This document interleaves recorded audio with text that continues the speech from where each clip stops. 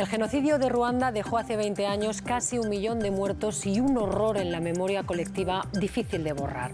Hoy queremos situarnos un año después, en 1995, cuando se celebraban los juicios por esta matanza. Un equipo de Informe Semanal consiguió adentrarse en una cárcel donde malvivían hacinadas 30.000 personas acusadas de genocidio.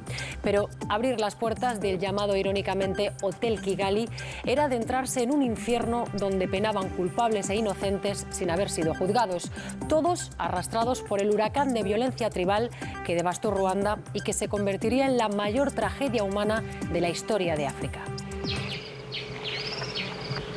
Las matanzas tribales causaron en Ruanda más de 500.000 de muertos. 400 instigadores de aquella colosal limpieza étnica han sido identificados tras haberse refugiado en otros países. Se calcula que 145.000 personas obedecieron la orden de matar. La mayoría se encuentran en los campos de Zaire y Tanzania, ocultos entre 2 millones de refugiados. Pero 30.000 acusados de genocidio han caído en manos de la justicia de sus enemigos y se hacinan en las cárceles de Ruanda.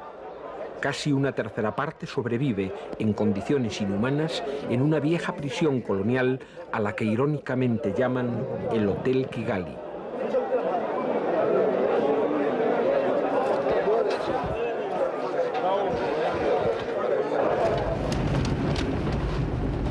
El viejo edificio de la cárcel de Kigali, construido en 1930 por la administración colonial belga, se ha convertido en un infierno penitenciario.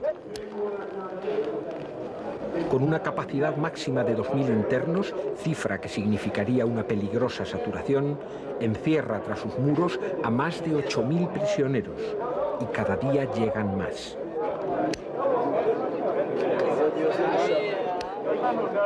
Las autoridades penitenciarias reconocen que las condiciones en que viven sus presos son deleznables, pero la tragedia de Ruanda ha hecho que el número de asesinos sea mucho más alto que el de plazas en las cárceles. Cruzar las rejas que dan acceso al Hotel Kigali es adentrarse en un mundo de pesadilla. La primera impresión del visitante es de caos y desesperanza. El olor de tantos cuerpos resulta pegajoso y el aire denso y húmedo se hace irrespirable.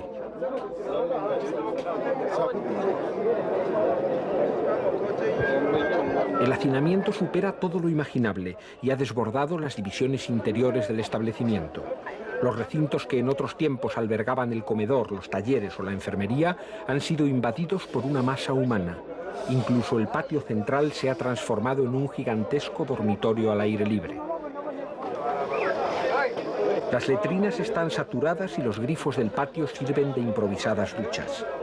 A la falta de espacio vital se suman unas pésimas condiciones sanitarias y una alimentación deficiente, pese a los esfuerzos de la Cruz Roja, cuyo censo de muertes en las prisiones ruandesas supera ya la cifra de 1 millar.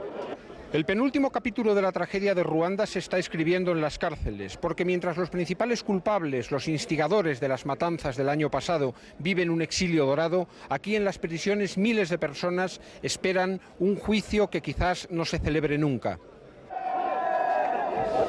La justicia se muestra incapaz de hacer frente a tantas acusaciones de genocidio. De los 30.000 casos pendientes han sido instruidos menos de 200 y la inmensa mayoría de expedientes judiciales están vacíos. La vista de los procesos comenzó el pasado día 6, pero enseguida fue aplazada. El juez se reconoció desbordado por las circunstancias. Según las organizaciones internacionales de derechos humanos, en Ruanda harían falta 700 magistrados y solo queda media docena, cuya procedencia étnica les hace sospechosos de revanchismo. También se necesitaría 1 millar de inspectores judiciales para investigar todos los casos, y no los hay, como tampoco hay suficientes abogados, ni secretarias, ni ordenadores, ni siquiera impresos.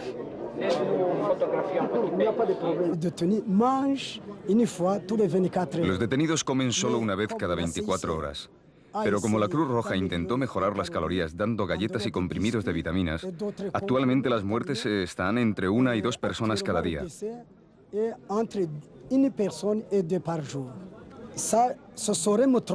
Sería equivocarme si yo dijera que todos son inocentes. Aquí no hay culpables.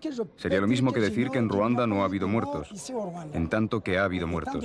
Aquí tiene que haber muchos culpables, pero la mayoría de estos hombres son inocentes.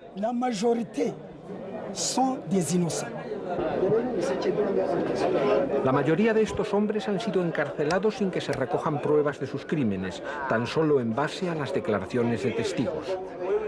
Seguramente muchos habrán militado en los escuadrones que sembraron el terror por todo el país, los Interahamwe, palabra que significa los que matan juntos. Pero también cabe suponer que estos muros encierren a muchas víctimas de venganzas y abusos de los nuevos dueños del poder.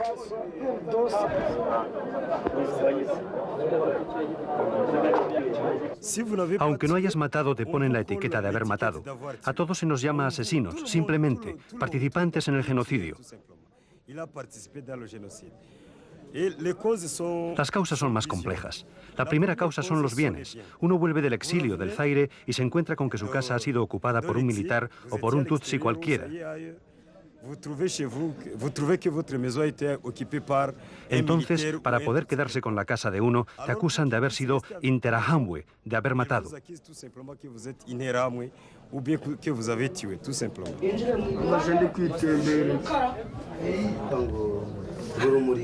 Los llamados abacadas, comisarios políticos del ejército tutsi, han formulado miles de acusaciones que significan prisión inmediata para sus enemigos. La palabra de los militares tiene casi valor de ley y amenaza con transformar los mecanismos de la justicia en instrumentos de venganza entre vencedores y vencidos. En Ruanda está vigente la pena de muerte. Así, de no haber indultos masivos, la acción de la justicia se traduciría en otro baño de sangre.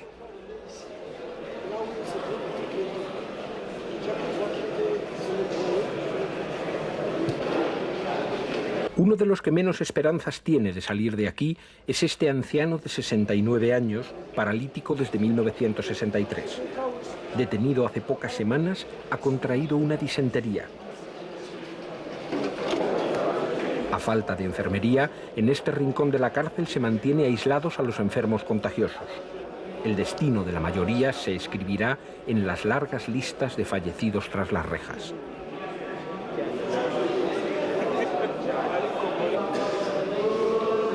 A pocos metros, un puñado de hombres eleva sus preces al cielo. Hay mucho por lo que orar en el Hotel Kigali.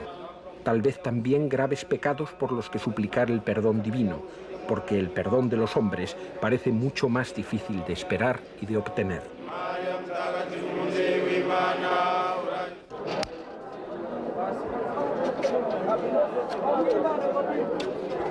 Uno de los pabellones laterales de la prisión alberga a los reclusos infantiles. En Ruanda hay más de 500 niños acusados de genocidio. De nada sirve que las leyes del país excluyan de las cárceles a los menores de 14 años.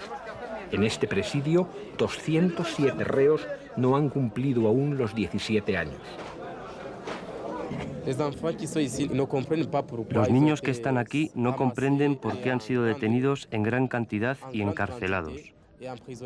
Además, desde el mes de julio y agosto que están en esta prisión, no han visto evolucionar sus expedientes judiciales.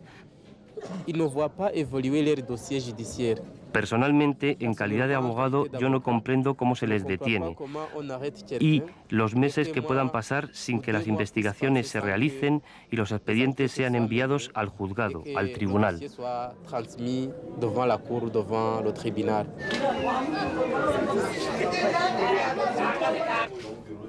En los dormitorios hace un calor infernal y el aire es húmedo y pestilente.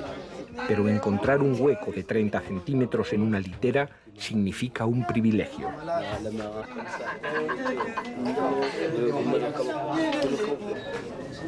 Con 11 años recién cumplidos, Kamana espera, desde el 20 de octubre, a ser juzgado por genocidio.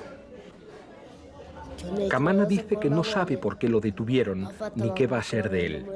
Echa de menos algo de ropa para cambiarse y nos contó que su familia, reducida a su abuela y sus primos, todavía no ha venido a visitarle. Solo sonrió cuando le preguntamos qué le gustaría ser y se imaginó a sí mismo convertido en enfermero. J'aurais bien aimé être assistant médical.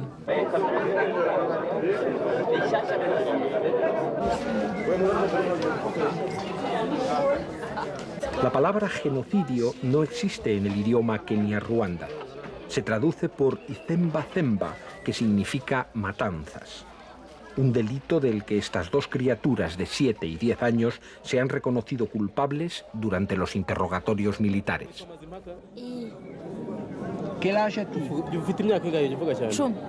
Mazimpaka tiene 10 años. Una tarde, cuando volvía del colegio, los soldados lo metieron en una camioneta y lo trajeron aquí. No ha vuelto a tener noticias de los suyos. Mazimpaka quería estudiar francés para ser maestro. Nos confesó que sueña con volver al colegio porque añora jugar con sus compañeros de clase. El huésped más joven del Hotel Kigali tiene solo 7 años. Se llama Kubuimana, que significa por la gracia de Dios. Le informaron que sus padres habían muerto y lo encarcelaron junto a su hermano, un año mayor que él, que falleció en sus brazos a los pocos días. Parece dudoso que este niño sea capaz de valorar todos los crímenes de los que se ha declarado cómplice. Kubuimana apenas es capaz de hablar, sumido en una profunda depresión. Nos explicó, enjugándose las lágrimas, que no tenía pesadillas porque la tristeza le impedía dormir. Se lamentó de que en la cárcel no hubiera sitio para jugar al balón y cuando le preguntamos su mayor deseo respondió un caramelo.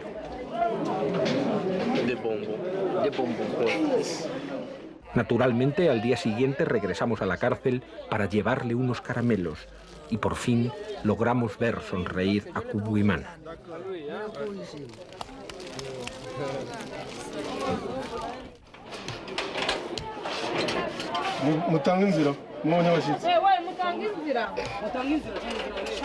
Otro pabellón lateral de la vieja cárcel colonial sirve de encierro a 280 mujeres, acompañadas por 70 niños de muy corta edad.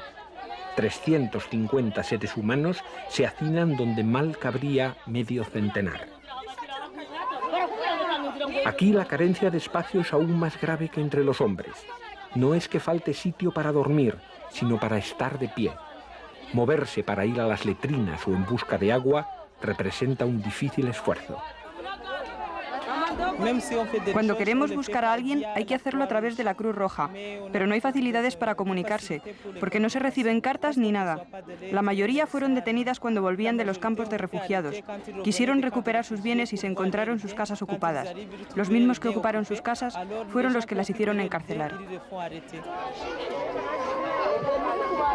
Muchas de las detenidas están embarazadas y saben que parirán entre estos muros, porque los niños siguen naciendo obstinadamente, como si la vida desafiase al destino.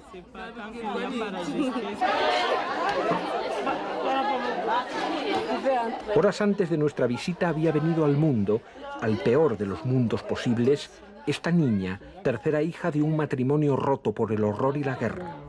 Su padre está en un campo de refugiados de Burundi y ni siquiera sabe que la pequeña Belice ha nacido en prisión. Hola.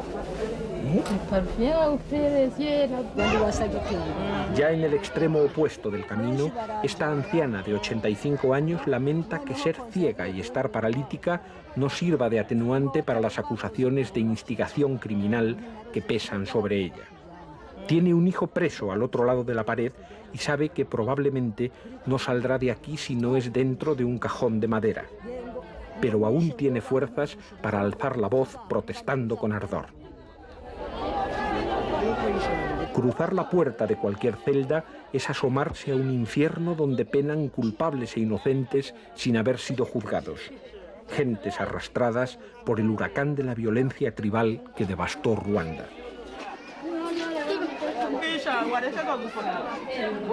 A veces las fronteras entre justicia y venganza son demasiado tenues. Responsabilidad y culpa resultan difíciles de establecer en momentos de locura colectiva, y al descender a los casos concretos, la justicia se vuelve una tarea imposible. Así, la propia actuación de la justicia amenaza las vidas de criaturas como esta, nacida en prisión y a la que paradójicamente han llamado Avicera, que significa esperanza. Su madre la amamanta con el gesto inseguro de una primeriza. Los envíos de UNICEF han quedado interrumpidos y hace semanas que no se reparten leche ni alimentos para niños.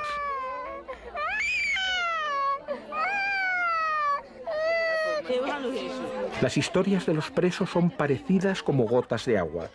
Sus angustias son idénticas. Tal vez lo sean también sus destinos. Los muros del Hotel Kigali encierran miles de ejemplos de un horror tan viejo como repetido. Un horror que continúa sin que se vislumbren soluciones políticas a la mayor tragedia humana de la historia de África.